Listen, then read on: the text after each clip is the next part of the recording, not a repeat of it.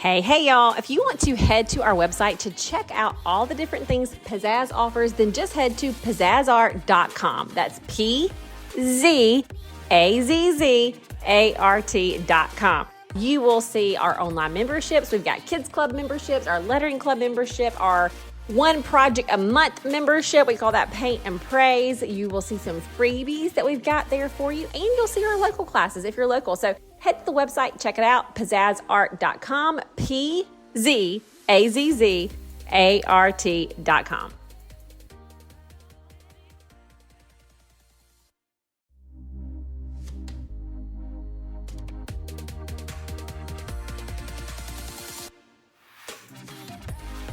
Hey, y'all, this is Tacey Hope with the Here's Hope podcast, and I am excited to be coming at you today talking about, once again, one of the things that we love talking about, and that is hearing God speak, but not just hearing God speak. So, we like to talk about, how to hear God. A few weeks ago, we talked about what if we are not hearing Him clear, what we can do then.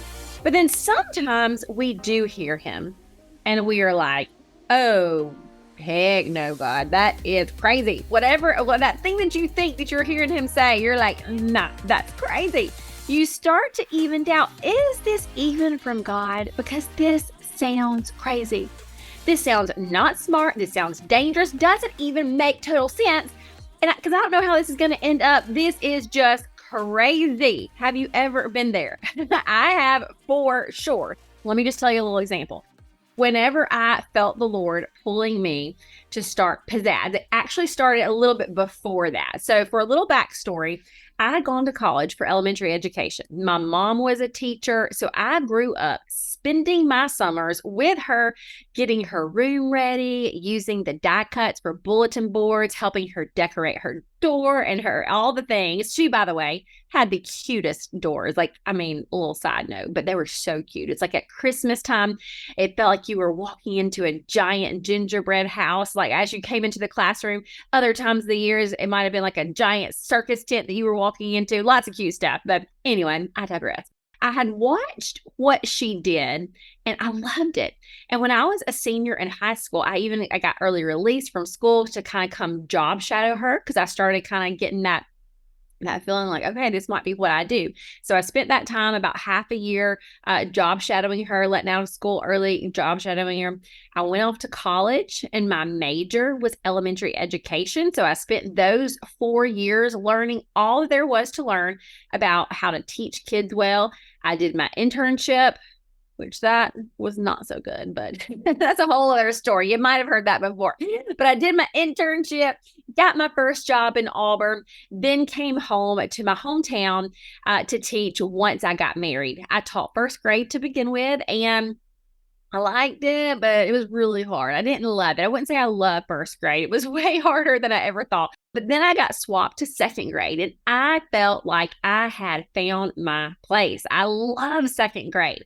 The kids, they were a little bit older, so they could do a little bit more. They were still super sweet. They would come in with smiles and hugs, and I could just compliment them and see how their whole face would light up. I loved being able to do that, to encourage them and to tell them good things I saw in them and to just see their confidence rise. I loved being able to use my creativity as well, whether it was teaching them an art lesson, because I did love teaching art, even in the classroom, or planning a fun play, or even just being creative in how I taught the science lesson. I really felt like I was using a lot of my giftings and I loved it.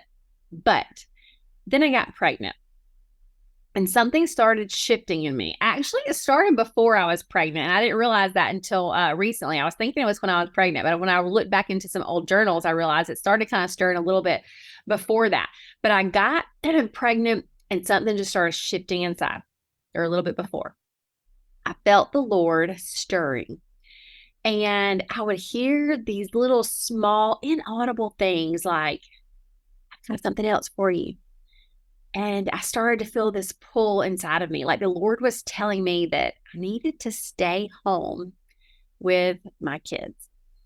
Now, I didn't have any kids, and I've never really planned on being a stay-at-home mom. So this sounded crazy to me.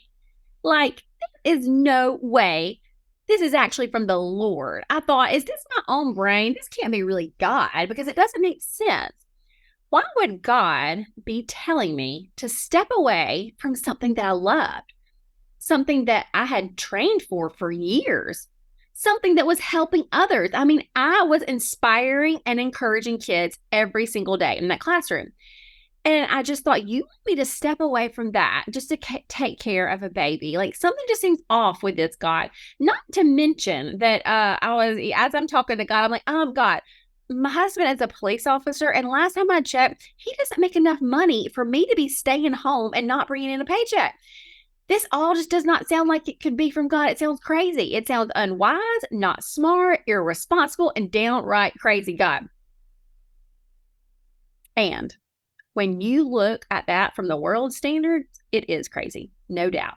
Money had been spent on my college degree. Time had been spent on my training.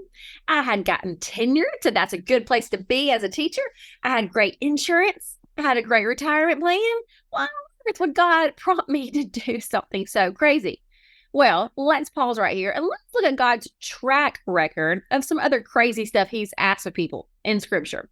Yo, Noah, build a boat. Yeah, I know it's never rained before. You don't even know what a boat is, how it's going to work or what it's going to look like. But trust me, crazy. Check. Crazy. Mary, I know you're a virgin, but I'm growing a baby inside of you. Trust me on this. Crazy. Hey, Abraham and Sarah, I know you're like 99, 100, but I'm going to give you a son. Say what? Yep. Crazy. Do you see the pattern? There are often these times, both in biblical times and now, that God asks us or prompts us to start something, or he leads us in a direction that to the world, and maybe to you too, you're like, this seems crazy. But what do we do? What do we do? What do we do when we feel that he is leading us towards this? He's prompting us to do it, pulling us to it, but it just feels crazy. Well, y'all, this is a lot simpler said than done, but we just have to trust him. I know. Easier said than done. But we just have to trust him. If we knew exactly how everything was going to turn out, then taking that first crazy step of obedience, that would not be a step of faith. And God is very clear that faith, believing even when we don't see, that's a pretty big deal to him. Pretty big deal. Let's look. Hebrews 11:6 says, and without faith, it is impossible to please him. For whoever would draw near to God must believe that he exists and that he rewards those who seek him. 2 Corinthians 5:7, for we walk by faith, not by sight. Hebrews 11:1, now faith is the assurance of things hoped for, the conviction of things not seen. Those are just 3 verses out of a big old Bible that talk about how important it is to have faith. And faith is not knowing how everything's going to turn out. But faith is trusting God one step at a time. Another crazy thing that God did was when he asked Joshua to lead the people across the Jordan River when the Jordan River was flowing pretty heavy. Now, what has always been so interesting to me about this story, and a big takeaway, I think, for all of us, is that the water did not part, okay? The miracle did not happen. God's provision didn't show up until those priests took the first step into the water, okay? This is in Joshua. As they were as they were taking that first crazy step into the water, it was still flowing. Like, as they picked their foot up and was about to step into it, it didn't look like God was doing anything. Everything looked the same, but they were still taking that first step of faith. They hadn't seen God work yet. But after that step of faith into the water, in Joshua 3:15, it says, the waters coming down from above stood and rose up in a heap very far away, and the people passed over on dry land. They had to trust first. They had to take action first, and then they saw God at work. So what does that mean for you today? What are some takeaways that we can reflect on or do if God is calling you to do something that seems crazy? Number one, understand he's very likely not going to part those waters until you take some action, some steps in faith. So what is that one first step in faith that you can take? Think about it. Maybe put it in your notes. Put it somewhere that's not just in your head. What is that first action step that you can take in faith towards what you think that the Lord is prompting you to do, towards that crazy thing that don't make any sense to anybody else? Number two, accept the fact that you can take that first step even and especially when you don't know what step 2, 3, and 4 is going to be like, because he will show you that in time. He will show you that in time. Number three, start taking notes of how God is showing up once you take that first step of faith, because no doubt he's going to do some cool stuff. He is just waiting on you to trust him, even when it feels crazy. So start taking notes, journaling. It is so cool to look back into to prayer journals and different things and see what I was praying for, the big scary step that I took. And even though I didn't know steps 2, 3, and 4, it's so cool to look back on now and see what God did. So I do encourage you to record that some way, somehow. Just start noticing what God is doing as you're taking action steps, and that just grows your faith. Once you start noticing God's movement and his working, it really grows your faith. You know, going back to when I felt God calling me to be a stay at home or to stay home with my baby. In that moment, that was all I could hear him saying. That's the only first step that I heard, was that I was supposed to stay home. Again, it felt crazy. It felt irresponsible. Although I did want to stay with my little girl, but I could not see a path for how it was going to work out. But once I took the first step of faith and simply said, okay, God, this is what I'm going to do. What happened next was very cool. Because after that first step of submitting to, okay, God, this is what I'm going to do. Sounds crazy, but I'm going to do it. Then he started planting ideas and dreams into my mind of how I could be obedient to him and have some income. You see, I was thinking that it was either or. If I obey God, I'm going to have to be okay with eating ramen noodles, I thought. I'm not going to have any money. Like, I even wrote that in my journal. Like, we're going to be eating ramen noodles. I had gotten to a place, y'all, where, like, I was on board with that. Like, that is my thought process, was if I obey God, I will be eating ramen noodles and we will be broke. Okay, so, like, I had accepted that as fact.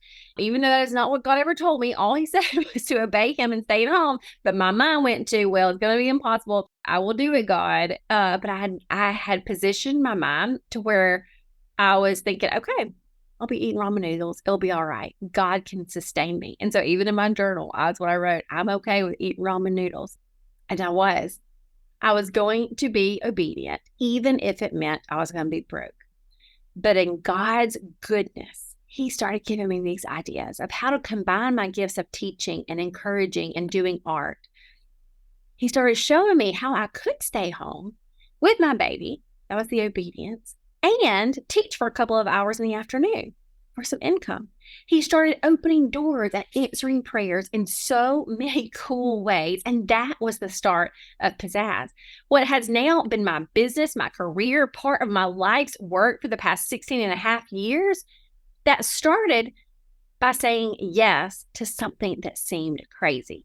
I didn't say yes to starting Pizzazz immediately. My first yes was just staying home with my child. And do you see how he didn't start showing me the next steps until I was obedient in the first, until I had got my mindset to knowing that, as crazy as it sounded, that he would provide.